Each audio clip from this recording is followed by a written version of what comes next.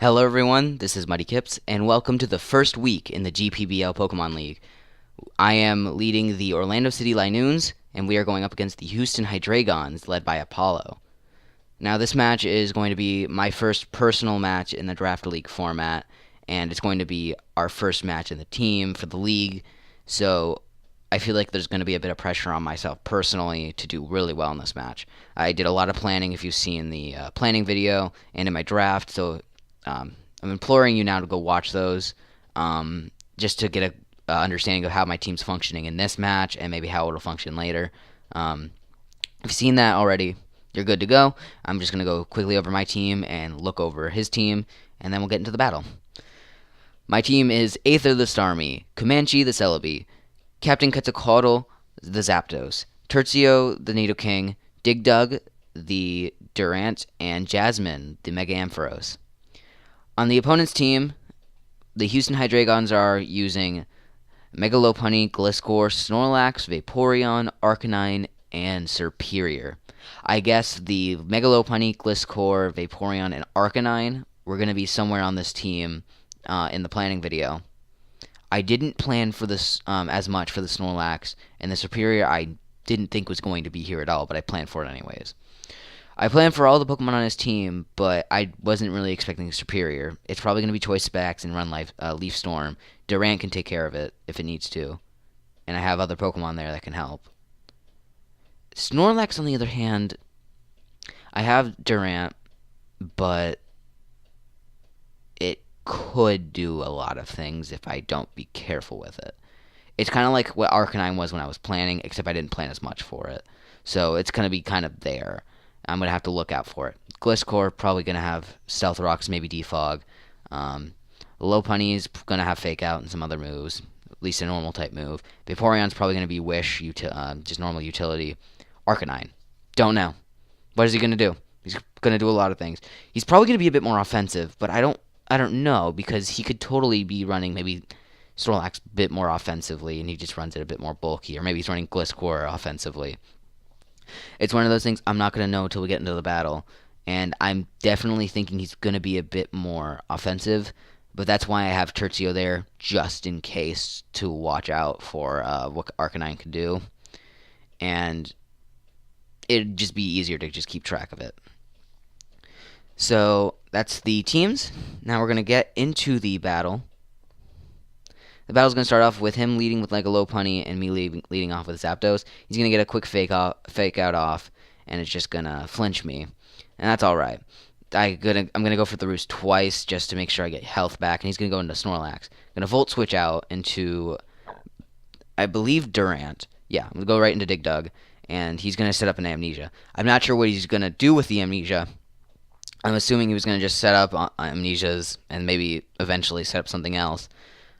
Maybe an offensive setup, but I didn't know. He didn't have any setup at the time when Digdug comes in, so I'm thinking just fire off a superpower. Go nice and easy into this. Don't do any hard predicting at the beginning of the game. He's going to send out Gliscor, and I don't know what Gliscor is going to do. I'm thinking at the most he's going to set up the Stealth Rocks, and if he sets up Stealth Rocks, it's going to suck, but it's alright. I'm just going to have to deal with it. I don't have anyone to get rid of rocks, which could have been a thing, but I think it works out better if I don't. So just in case with whatever this thing does, I'm going to go into Tertio, because I feel like he can take whatever is thrown at him. And he's going to go for the Knockoff. Knockoff was actually a move I wasn't expecting when I was planning, and I think I should have made a bit more of an effort to plan for it. But it's going to knock off Tertio's Life Orb, so he's not going to be doing nearly as much damage. But he's going to switch right out, and I'm going to just go for a nice Ice Punch, see if he stays in. I think I could have lived if he hit me with an Earthquake, but I don't really remember. I don't think I calced it specifically, but I should have. But I just decided to go for an Ice Punch if he decides to set up rocks then. He doesn't, so I'm going to switch out, and he's going to go for Scald. As we get to turn 10, this is a replay of the first 10 or so turns that I had. We disconnected, so we were just replaying the turns until I messed up on turn 10 and went into the wrong Pokemon. I'll go into Zapdos when I should have went into Nidoking. The only problem with that is I lost rocks, but since it didn't affect him negatively and affected him more positively, we just decided to keep going. But I'm going to send him Celebi, and it's going to get burned on the Scald. and he's going to send in Snorlax, and I'm just going to U-turn off. Natural Gift will get rid of that. I'm going to go right into Captain Quetzalcoatl, and this is where the game starts.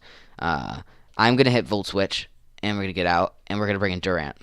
He's going to set up a Curse, and I knew from the first match that he was going to set up Curse, but he did it again. I'm assuming he probably knew that Durant was probably going to come in. I knocked it out right as we lost connection.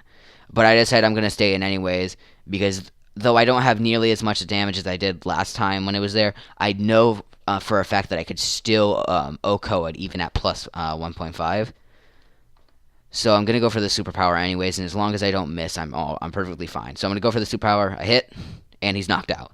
First knockout of the season going to Durant, Dig Dug, and he's going to bring in Arcanine. I'm like, okay, I need to get rid of this thing, but I still don't know what it is. Why don't I go into Starmie? I click Starmie. I think about it for another 2 seconds, and I go, oh wait, that's dumb. What if he has like Wild Charge or something? And I was just like, nah, maybe not. I should have done something to stop this. I really should have, but it was just impulsive for me to go to Starmie. So I'm gonna pull the switch, and yeah, and it was a crit, just laugh in my face. And Aether's gonna be the first Pokemon to go down in the season, and I feel so bad. He's gonna take some serious recoil damage, but this is gonna show that he actually lost some HP, so he's carrying Life Orb. That's one thing that came from this, but it would have been way better if I went in with Tertio, because Close Combat, Wild Charge, and Flare Blitz would have been... Wild Charge specifically would have been stopped, and Flare Blitz and Close Combat would have been resisted. So it was a big shame on me. I mean, on the bright side, it means I can scare it out with Tertio and get rocks up during this time, but that was just something I should have not done. I'm going to switch out there because I'm a bit afraid of the Scald, and I'm going to send in Comanche. And Comanche is just going to take that, and we're just going to fire off an Energy Ball. I still want to stay safe after losing Starmie. That was very scary. So I'm just using this to get my bearings. And I'm just going to fire off, I believe, another Energy Ball. Yeah. I fire off another Energy Ball, get some more damage off, and I'm going to switch out into Tertio. Scare it off. It's going to go out, and Vaporeon's going to come in. Now, what I'm thinking is, I believe at this time, I'm going to try and get my rocks up. No, I'm going to go for Drill Run. Just see what this is throwing at, because I'm calculating to see what it might be. And it's definitely a bit more defensive. He's going to hit me with a Skull, but I'm going to live it, and I'm not burned, and I like that, but it won't really make much of a difference. I'm going to go into Ampharos. Jasmine. Going into Jasmine was just kind of something I did. Jasmine, at this point in the match, didn't really have much to do, because Glitzcore was still out there. The only thing it could really do anything to is Vaporeon, and Vaporeon will show after the burn that it also has Protect. So it's going to kind of be whittling down at Jasmine, and I can't really do much about it. I get the Mega off, and I try to Volt Switch, but it doesn't really work, so I don't know what to do. So what I'm going to end up doing is just hard switching out into Tertio, and I'm thinking, well, I could probably take it out with an Ice Punch if it's faster. I won't, but if it's a bit slower, then I'll definitely take it out with an Ice Punch. But he ends up staying in, and I'm knocked out. So Tertio's second one down on the team. Captain Quetzalcoatl comes in, and I'm thinking, this is the mat. Oh, I already have rocks up. Why? I don't, my bad. Now I have rocks up, so there's going to be damage residual on the Arcanine, but that's beside the point. Now with Quetzalcoatl in, I'm wondering if you'll think that I'll have the HP Ice for the sole fact I send it in right after Tertio. But I'm looking at my team just like, there's not much else that, from what it looks like, that can really do much. Maybe the Mega Ampharos has something, but it could be a bit risky. Maybe I'd have to send it on something else, and I just need to send something in to avoid Earthquake. But I'm actually going to get the HP Ice off, and boom, it's dead. Now with it down, that's one of my threats right off the list. Next, he's going to go into Mega Lopunny, and I'm thinking he's going to fake out, so I'm going to go into Dig Dug. Dig Dug is going to take this fake out very well, even if it's a crit, and it's going to chase the thing out. I'm guessing he doesn't have a Fire-type move, and I'm going to go for a Crunch, and I miss. I don't think it really matters that much in the long run, because I'm going to go for another one. It does quite a bit of damage, but I don't think it mattered as much. It might have killed him, might have knocked it out, but I don't think it matters in the long run. Maybe it would have helped with the differential a little bit. He's going to send in the Arcanine to get the Wish, and he's going to get tons of damage off from that Stealth Rock, and he's going to go for Extreme Speed, again showing the Life Orb. Now, what I'm going to do is pretty scummy, but I'm just going to keep roosting. I have nothing better to do but keep roosting, because if I play the long game, he's going to die. He's going to get knocked out from his own recoil, from Wild Charge, Life Orb, Crunch, Flare Blitz, and I can keep taking these. I mean, probably could have hoped on that part maybe to go for the extreme speed and go for the, I think near the beginning when I was at lower health, he could have gone for the extreme speed. But I'm able to take the hits, and it goes down eventually to its own recoil. It sucks to have to play like that, but it was really beneficial to me to have pretty much full health again with rocks on my side. Having rocks on my side has sucked, but I can deal with it. Now he's going to go for a Leaf Storm, and I'm thinking, need a Volt Switch, because I know it's going to happen. Quetzalcoatl can take it, and I need to go into Durant. Now, Durant, what I was thinking was like, he can take his +2 Leaf Storm. And then I got hit by rocks, and I was like, oh, fuck, I don't think he can do it. And I was looking at Cal, like, if he's modest, choice specs, I'm pretty sure I'm dead. But he's going to do a weird move. He's actually going to go for the Dragon Pulse after the Leaf Storm. So, one, he's not choiced. Maybe he's Expert Belt? I don't know. I don't know what he was doing with that. I was just really confused, and I was really thrown off by it. Especially since he had Wild Charge on Arcanine. Maybe it was just, I don't know. So he's going to go for the Dragon Pulse at +2, which I feel like Leaf Storm would do more anyways.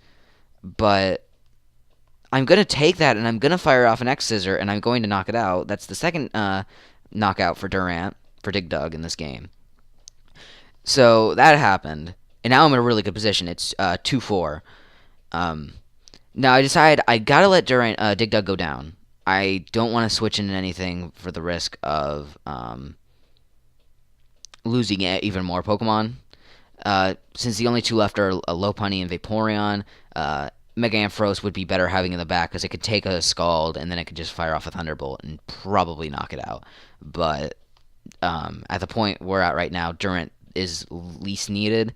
He's done his job well, and he knocked out the Superior, so he's good. So he's going to take a crit fake out. I think that's the second crit fake out he took this match. And then he's going to get hit by a return. He's going to go down. So now I'm going to go into Comanche, and I talked about this when I was doing team planning. Choice Scarf just enough to outspeed, I believe, Jolly Mega Lopunny. And he's not going to see it coming. There goes the Psychic. It's going to one-shot him. Downtown, he's gone, and now he's bringing it. Celebrity's just bringing us down the straight, and we just need to cross that finish line. I'm going to get out, and I'm going to send in Captain Quetzalcoatl.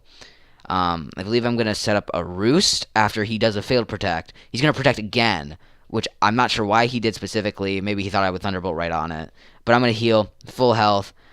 Just in case, and I'm just going to launch a Thunderbolt, and that's going to end the match with a 3-0 victory for the Orlando City Linoones against the Houston Hydreigons. This was a very, very good match with a few slip-ups that I'm going to go into in the post-game evaluation. This is what I'm probably going to try and do after every match, is have an evaluation for myself, for the team, and then we're going to look at each of the players individually. Post-game, I need to stop acting too quickly. Even if I did it mainly just once with that switch in with Starmie, that costed me a whole Pokemon. And in a league where differential matters, I can't let that happen. Especially since preserving Starmie would have been way better in the long run with helping me deal with things that I was declaring threats like Arcanine and Gliscor. Instead of having to back up and be like, okay, now my other Pokemon that were more backup are going to have to step up to the front lines and do something about it while working on their other tasks. And I definitely need to stop that. That's just a quirk that I've had when I play Showdown sometimes. I just quickly just choose moves for the sake of it. My team preparation definitely worked. I felt super confident going in. I knew the possibilities of what was going to come out from the Hydreigons.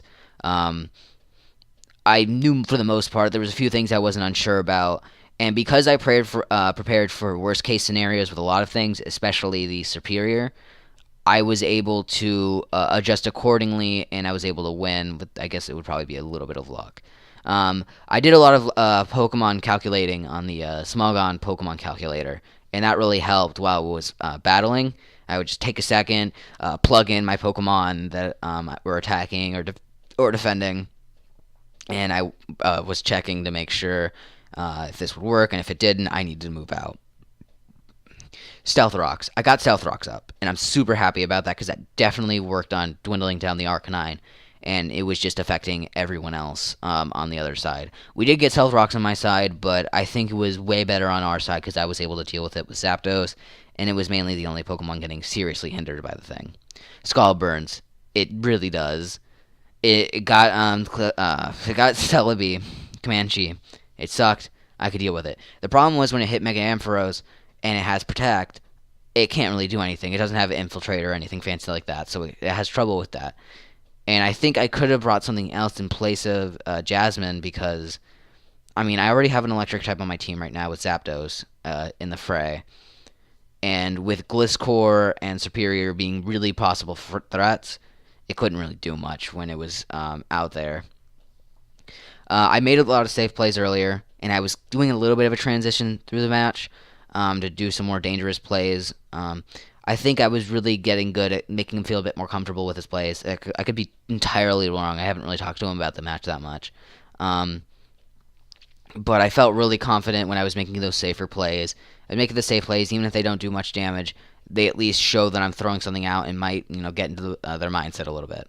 So when I throw out something important, let's say if I throw out the superpower early, or I throw out Ice Punch from Tertio, and then I might reveal the Drill Run later, it could really help. And if it doesn't, it at least shows that I'm still getting damage off, and I'm not messing up. Remembering the importance of differential, which goes back to the Starmie thing, I need to watch out for that. It was something I was thinking near the end of the match. I sacrificed Dig Dug so I didn't lose anyone else. I didn't want to lose Ampharos and say I needed to get another one off. I didn't want to have to go into Dig Dug because Ampharos was kind of just a security blanket. If anything happened to Zapdos, maybe he switches out into or even Celebi. If something happened to Celebi, that could have been bad if he switched out into Vaporeon. It was just kind of there just in case. Current team stats, we are at 1-0 with a +3 differential. Very good differential to have, just right middle of the road, but right ahead of the road at the same time. We're going pretty fast, but we're still following the speed limit. We're doing pretty well for ourselves. Now we're going to get into each of the players in the game. I'm going to start with the least valuable player, and then we're going to move up. Aether to the Starmie. This is definitely more my fault. Got knocked out on the first switch in. It was a serious threat, especially to the Gliscor and the Arcanine, two of the things I was seriously touting as the main threats to my own team. It did show, however, that the Arcanine was offensive, was a Life Orb, but once it was knocked out, Arcanine was number one threat. I had to deal with it, and I didn't really have much of a way to deal with it besides Tertio, and it was going to be hard getting it in, and it was still becoming a really big problem. It's the first knockout of the season. It definitely could have been played better. I really should have just done a lot better with moving it in. Tertio probably should have went in on that. Even if he didn't go for Wild Charge, if he went for Flare Blitz or he went for Close Combat, still could have taken it pretty well. Like a Rapid Spin. He wasn't as versatile to get rid of rocks and then dish out damage. But he had more moves on him. It had Surf, Ice Beam, Psyshock, and Psychic, so it covered a bit more of the Snorlax just in case it was either special defensive or physically defensive, and it just worked on covering it. But overall, it didn't do anything except for maybe show a few things that could have been done a little bit better. I mean, if I brought in Tertio, I wouldn't have seen if it was Life Orb, so it would still remain a mystery. But I mean, even with the packing of Wild Charge, it could probably show me that it was definitely offensive. Stats are 0-1 with -1 differential. I'm sorry, Aether, but that's my fault. Next Pokemon on the list is Jasmine, the fifth player. The fifth player is just kind of the Pokemon that's on the field, and you just kind of wonder why. It was there just to be back up just to say, we got a person on the field, can we play now? It it didn't have much to do with the Gliscor round. I mean, it couldn't Volt Switch, especially with a Vaporeon as well with the Protect. It couldn't also do as much with it. And when it got burned by the Scald, it really couldn't do anything because it could just get protected on, and it couldn't do anything. It failed to get the Volt Switch off on the Protect, which really sucked, so it didn't get any momentum at all from it, and it didn't do anything for the rest of the game. It does help differential, but that could have been done with a Pokemon that did a bit more for the team at the time. Definitely my own fault for not preparing it enough. I could have done a bit more in the preparation, maybe make it a bit faster, or make it even bulkier instead of a bit more powerful. The good thing about it is it always still needs to be prepared for, because if left alone, it could do some serious damage. And I think that might have been the reason why he definitely had Protect. It could have also just been because standard set with Wish, but it probably boosted the reason why he wanted to use it. It was a security blanket just in case near the end something went awry. He was right there. A Cleric would have been helpful for Jasmine, and yeah, with the set I was running, but not with a set I could have ran, it wouldn't have needed it. Stats are 0-0, so hope maybe the next time it comes out, it can actually, she can actually do something. I'm sorry. Next up, the Playmaker. The rest of the ones up here all put in enough amount of work. They did their jobs accordingly, and even went above it. The Playmaker, Tertio, just came in there. He was the one person who didn't do a ton of damage in the match, but he did a ton of passive damage. He set up the rocks, which is like setting up the pikes, and then everyone else were just the musket men. They fired on him. Set up stealth rocks on Hydreigons' side. Helped deal with so many things. The Vaporeon would be constantly taking damage that came in, and so was the Arcanine. Just scaling down the HP and just overall making it a harder time for him to try and restore that damage. Especially as we saw when Zapdos was in and Arcanine came in and it got the Wish off. It scared off the Arcanine a ton of times. It was just something that Arcanine couldn't really deal with. It took a knockout for the sake of the team, and it was kind of helpful to get a free switch in. Its primary goal, it just obliterated it. Damage spread everywhere with stealth rocks, and it took a serious toll on Arcanine. Especially with it switching in, and it took a knockoff. Taking the knockoff was very helpful because it wasn't the main Pokemon that was going to deal hits, but it let me know that Gliscor was using knockoff, and if it had gotten it on Durant, that could have been a problem. I think I would have still killed with X-Scissor, but I mean, if it had gotten it off, it still would have been really annoying early on. It's 0-1 with a -1 differential, but I think how he played, it was definitely better than it shows in the stats. The wing player, as I'm calling it, Comanche the Celebi. The wing player is the player on a soccer field that is playing on the left or right side, usually in the midfielder area, who's running back and forth up and down the field to help with both defense, offense, and overall midfield. Celebi was definitely using a ton of speed to just move up and down that field whenever it was needed. It did its job with a plum. It was beautiful. Right at the end there, it just, like I said, it led us into the straightaway off the curve. It outsped Mega Lopunny to take it down. It was a constant threat to Vaporeon, which was very good. It reminds me of a Comanche Rider itself, it's constantly running, but it's still putting in heavy losses on its aggressors. And it had Healing Wish for last-ditch effort. I never used it, but it was definitely there. It was a possible cover for Superior if it was Specs. It could take some damage from it and deal a really powerful Psychic, and outspeed if it wasn't Scarfed. U-turn as well would have done a little bit of damage. It allowed it to move off Snorlax while dealing some damage. Despite being burned, it still did a bit damage, and that Natural Cure just got rid of it. Its stats are 1-0 with +1, and I think it did really well this match. A little bit better than Tertio did because, I mean, it got the knockout, but I say they're about even in terms of how they were used. This definitely helped scare out the Vaporeon. Whenever I was firing an energy ball, it was always there and always keeping an eye out, especially with that Choice Scarf. I'm not sure if he probably knew it was Choice after I fired off the second energy ball, but I don't think he knew what Choice it was. It could have been Choice Specs. It could have been Choice Scarf. I couldn't even have been Choice if, depending on what he might have thought, because I was playing pretty safe throughout the match. So it could have been a lot of things, and with the Choice Scarf outspeeding the Mega Lopunny, it was just really helpful. The captain of the game, the center midfielder. Captain Quetzalcoatl Zapdos. Center midfielder. You're playing on a soccer team. Usually your captain is probably going to be the midfielder, especially in the center.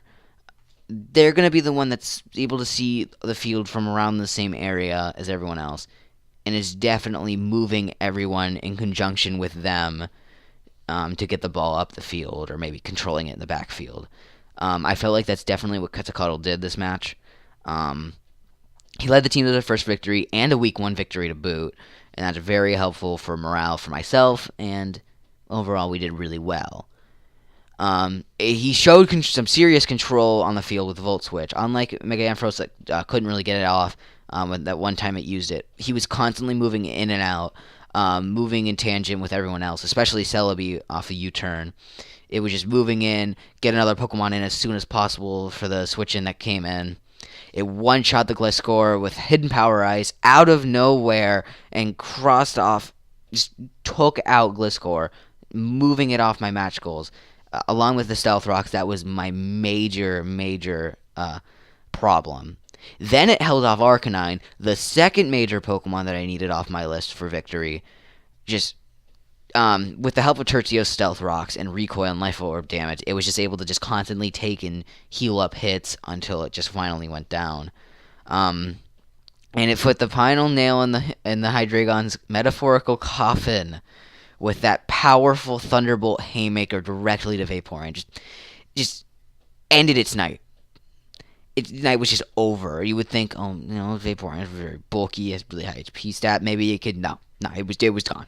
It was at health, just done. It was insult to injury, putting the salt in the wound. Other reference, go. It was just super powerful, more powerful than Volt Switch, and that's why I went for it. And just the setup right before that, just the Roost and this off the switch in on the Protect, and the Roost on the Protect after that, just to go and nail him with the Thunderbolt. I'm really glad I went into that. And I mean, it's bringing us into Week 2 with high hopes, heads held high, and it finished with a 3-0 ratio with a +3 differential. Almost getting top spot, but I felt that the next Pokemon on the list just deserved it a bit better for other reasons. But Zapdos definitely did a lot of work this match, and I'm very proud of it. Especially with the cover on Gliscor. I wasn't sure if it was going to kill or not, and especially with Starmie gone, I was really nervous about it. Just clear it right off the list. Last Pokemon, your MVP, Digdug Durant. Now, you might be wondering, that's a really, really short list, Muddy. What is this? You picked your MVP. Did you see the last few guys? Did you see everyone? I mean, they all had these huge, super amazing lists with these super funny jokes. Digdug, I have it at the bottom. He was the dark horse coming into this match. If you look at the team that was brought by Apollo, look at it. OU Mega, OU, UU, UU, UU, OU. And then you look at my team. OU, OU, UU, UU, RU, UU. He's the only Pokemon that was brought on the field that was not UU. So right away, he's kind of that dark horse. I'm imagining that usually when you have a first week match, when you watch some of the other leagues, when you look at it, you're probably going to be bringing a bit more of your higher tier bonds. Definitely looking at but I mean, with both of us bringing mainly those, and then this was just here, I decided over Heatran for it, A, because it was kind of more of a dark horse, and B, I liked its moveset on the physical side and its speed a bit more. because I didn't want to choice Scarf it. It was coming into this. I'm not even sure if it was planned for or not. It was something that just came in and could do whatever it wants. It took out the Snorlax with Superpower, just doing massive damage to it. It scared off the Vaporeon with a Crunch. Missed the first one. I'm not sure if it would have killed. It would have helped its ratio a bit more. But, landed a really powerful Crunch on the Vaporeon that I don't think it actually healed from, which Zapdos could just come in and Thunderbolt it and just end its night. It would later take out the Superior, and I'm so proud. Dig Dug just came in, Dragon Pulse +2, took it. I think it could have taken the Leaf Storm, though it would have been a lot more powerful and it would have been Stab. It took it, and it was so nice. And just deliver the X's right out to deal with that thing. That would have been a bit more of a threat, especially with Starmie not on the field.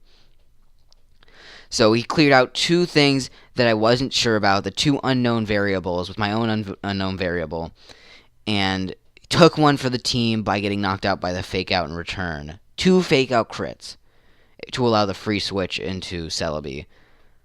I mean, Tercio took a hit, but Durant really took it when it mattered. He took it. It was just like, I could switch, but I could risk losing the match doing it.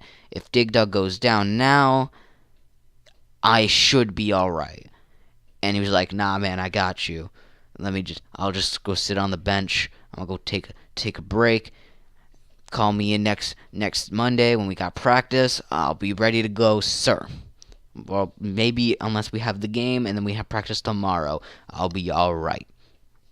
So he just really put in a ton of work, and though Quetzalcoatl did as well, he just took care of the Pokemon that I was a bit nervous about because I didn't know as much what they were going to do. Quetzalcoatl took over Gliscor, Vaporeon, and Arcanine, but Dig Dug took some of the ones that could have taken it away if they weren't handled when it came in. Snorlax was setting up curses and amnesias, could have been a big problem. Superior was setting up via Leaf Storms. That could have been a problem if it got to at least +4, because even if it was resisting it by Celebi, it would still do a ton of damage because it wasn't invested, and Zapdos still would have taken quite a bit of damage. It took quite a bit of damage from that first Leaf Storm, so it was still really scary. But overall, with a ratio of 2 knockouts and 1 knocked out, 1 faint. It has a +1 differential going into the after the first week, and it definitely did its part in this match. And with that, we won our first match. We did it. But now we go into next week, where our week 2 match will be against the Minnesota Wild Charge versus, I believe that's Alex. Just give me a second. Yeah, we are against Alex in the Minnesota Wild Charge. I think that's supposed to be Charges, but I don't know. I haven't looked at the team yet. I'm recording this maybe Thursday. I just had the battle a few hours ago, and I got everything set up to be all nice. And I'll probably have this video. This video will be up Sunday. I'll probably start planning Saturday or Sunday to get ready for the next match. So I hope I'll see you in the planning video and next Sunday when we fight the Minnesota Wild Charge. I'll see you then.